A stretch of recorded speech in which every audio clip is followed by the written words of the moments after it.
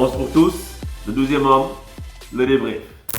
Alors, le score Sénégal-Ouganda 1-0, ça se prend bien, ça nous permet d'être qualifiés en phase à élimination directe. En fait, l'essentiel c'est de se qualifier, c'est de passer le tour et puis essayer de monter en puissance au fur et à mesure. Au niveau du jeu, aujourd'hui j'ai une grande satisfaction sur un point, c'est l'engagement que les Sénégalais ont mis. L'engagement, la détermination, la concentration, tout ça, ça se sentait en fait dans les attitudes, sur les visages, on pouvait le lire et ça a permis au Sénégal de jouer avec solidarité, je trouve. On était très compact, on avait un bon bloc, surtout en première mi-temps. Dans les 5-6 premières minutes, on a vu qu'on était très haut dans le camp des Ougandais, on campait dans leur camp et pour se sortir de l'ornière, les Ougandais ont commencé à envoyer les pieds, à mettre des coups de coude, etc. Et ce qu'on a su faire en fait de différent par rapport notamment à l'Algérie, c'est qu'on a su répondre aux défis physiques dès le début. On a su montrer qu'on était présent et ça c'est Badou Ndiaye qui l'a incarné parce que tout de suite on va sur une action, il envoie valdinguer un Ougandais hors des limites du terrain et ça c'était pour montrer que ok, ben on est là aujourd'hui. Et ça a permis au Sénégal ensuite de développer autre chose.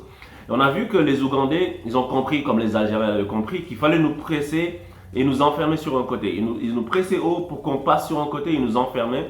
Et le Sénégal dégage le long ballon qu'on perd souvent. Sauf que cette fois-ci, en fait, le plan de jeu du Sénégal était assez clair. C'est qu'on dégage le long ballon, mais on le dégage sur Mbaïnian. On le vise lui, c'est une stratégie en fait. Et là, quand on fait ça, maintenant ça a du sens que les autres milieux sénégalais, ils soient déjà très loin, très haut par rapport à Badou Ndiaye qui a le ballon.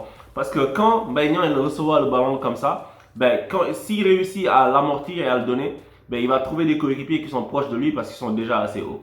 Et ça, c'est très intéressant. C'est une tactique comme une autre. C'est pas flamboyant, on peut trouver ça rudimentaire parfois, etc. C'est pas le Barça, mais ça peut marcher aussi. Donc, c'est à mettre à l'actif du coach. La façon dont les gens sont rentrés sur le terrain, etc. Donc, écoute, Mbaïnian, je suis très satisfait de son match.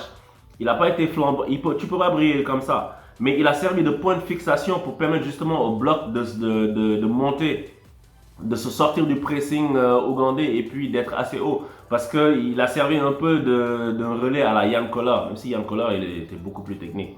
Donc bravo à lui pour ça. Et au niveau au niveau de la mobilité, on a vu qu'il y avait des doublements, il y avait Sabali proposé, il y avait Mané qui revenait dans l'axe colmaté. Pour pouvoir accélérer la transition, etc., apporter de la technique dans la transmission de balle. J'ai vu des joueurs très appliqués et ça m'a fait plaisir, quoi. C'est ça que j'attendais. C'est ça que j'attendais. Au niveau du jeu, au niveau de l'animation offensive, on n'y est pas encore. Et je pense que c'est peut-être quelque chose qu'on va devoir sacrifier. Je ne sais pas c'est quoi la visée du coach par rapport à ça. Mais au niveau de l'application de l'intensité, et c'est comme ça que tu peux gagner une Coupe d'Afrique des Nations en mettant de l'intensité, en mettant du cœur à l'ouvrage. Et ça, c'est de bon augure pour la suite. En gagnant du jour, je vais mettre Pape Alioune Ndiaye. J'aurais pu mettre un autre, j'aurais pu mettre Idrissa Gana Gueye qui a vraiment élevé son niveau par rapport au match dernier. J'aurais pu mettre Kalidou Koulibaly qui a été un vrai leader. On l'entend haranguer ses troupes, demander à Sadio Mané de se lever à la fin, joggle, ou demander à dire à Crépin que tu as déjà perdu 3 ballons mon gars, mets-toi au diapason. Et ça, c'est des attitudes de leader qu'on n'avait pas vues. Et ça, c'est très bien. Mais Pape Alioune Ndiaye, pour le fait qu'il ait sonné la charge déjà au niveau de l'intensité physique, qu'il ait pu aussi dans des phases où les Ougandais pressaient le Sénégal, sur un contrôle, sur une feinte de corps, il a pu avoir le jeu en face et libérer un boulevard. Parce que, en fait, ce que les Ougandais se sont dit, c'est que si on les presse, ils vont jouer sur le côté, ils ne peuvent pas passer dans l'axe parce que là, on va les prendre facilement. Sauf que là, on a eu des milieux qui ont eu confiance en eux pour jouer avec le ballon dans les pieds. Et Pape Alioune Ndiaye, des fois, le bloc ougandais remontait et il était en train de repartir vers le but et tac, sur un contrôle, sur une fin de corps, il a pu se remettre en face du jeu et ça a été très intéressant. Donc bravo à lui pour ce match.